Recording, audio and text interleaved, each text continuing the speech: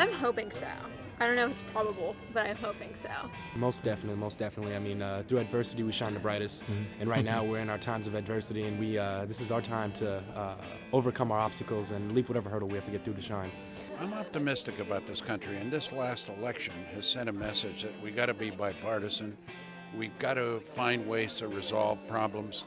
Yeah, I think we've been through far worse than just, obstructionism in Congress. I think a crisis has always brought our leaders together to do great things. It just depends on the scope of the crisis and the necessity to act. I definitely do. I mean, look at what America has accomplished over the course of its life and all that we've been able to create and apply to our society.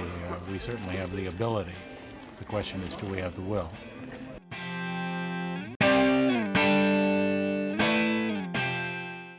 American politics, American society and culture, they're incredibly complicated. There are all sorts of trade-offs and dilemmas and pressures.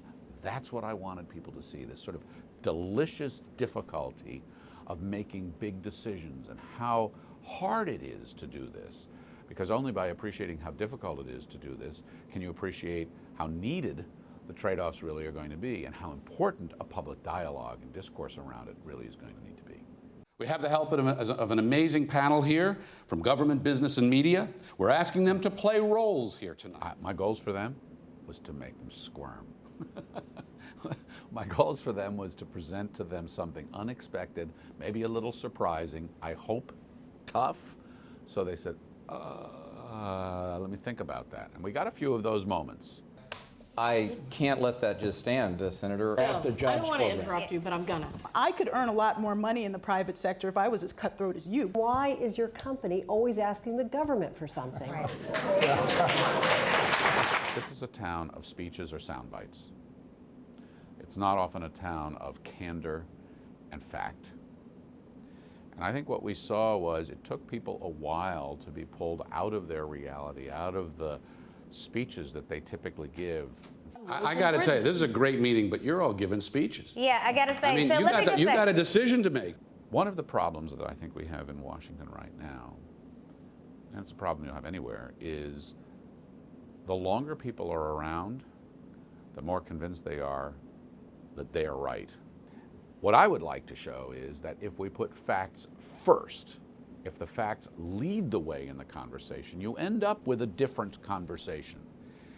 And if we're going to ask people to struggle with us through the dilemmas and the decisions and the trade-offs, we need to know the facts so we can weigh the trade-off.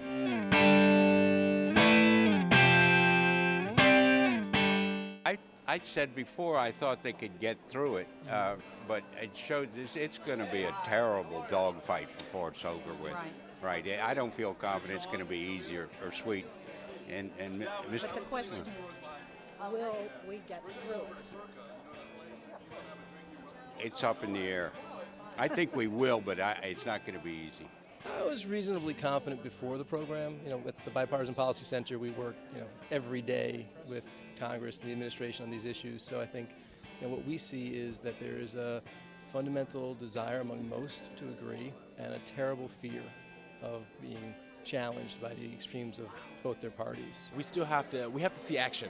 So yes, I am confident, as I was confident before the segment started, but we have to see result. And that's really what it comes down to, is that yes, they can talk about it, they can do everything they want to say, they can tweet about it, they can Facebook about it, but until we see actual action, we can't determine anything. Yes, it's going to take compromise. It's going to take making deals, but make those deals. Compromise, stop thinking about your next term and think about the next generation.